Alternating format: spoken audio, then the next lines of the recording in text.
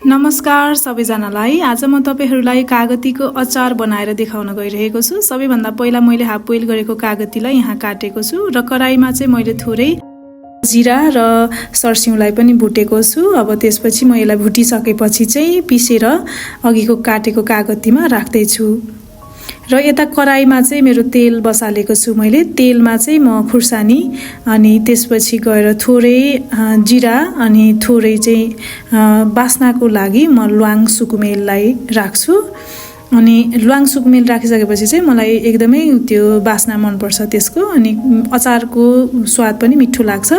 अब यसलाई चाहिँ म राम्रोसँग पहिला चाहिँ रातो हुने गरी फ्राई गर्छु। मजाले फ्राई गरिसकेपछि चाहिँ मजाले फ्राई गरिसकेपछि चाहिँ त्यसलाई बल्ल म अघि काटेको कागती र मैले पिसेर राखेको त्यो मसलामाथि चाहिँ बिस्मारी अब भुटिसकेपछि मात्रै म त्यसमा राख्छु। मलाई चाहिँ तेल तातै हुँदाखेरि चाहिँ झानेको मन पर्छ एकदमै।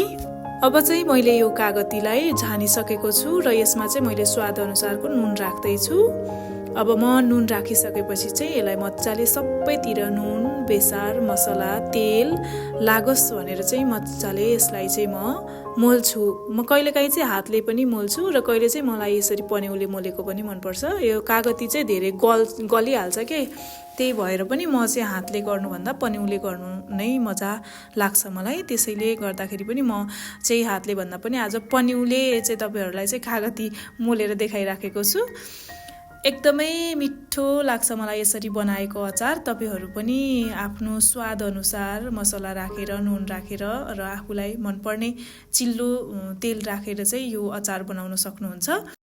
अब यसरी बनाएको अचारलाई चाहिँ यो सिसाको भाँडामा मजाले हालेर हैन भरि बनाएर चाहिँ अनि मजाले त्यो हावा नछिर्ने गरी टाइट हुने गरी चाहिँ बेस्मारी बिर्को कसेर चाहिँ तपाईले घाममा राख्न पनि सक्नुहुन्छ।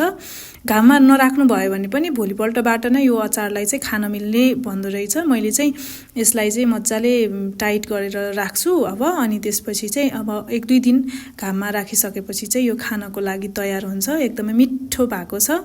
तपाईहरु पनि यसै गरी मैले भनेको जस्तै गरी आफ्नो रेसिपीलाई ट्राई गर्न सक्नुहुन्छ। एकदमै मिठो हुन्छ। मेरो भिडियो अनि मैले बनाएको कागतीको अचारलाई मन पराइदिनु भएकोमा यहाँहरुलाई धेरै धेरै धन्यवाद। एकदमै मिठो भएको छ। तपाईहरु पनि यसै गरी ट्राई गर्नुस् है त। हस्, धन्यवाद सबैजनालाई। Bye bye.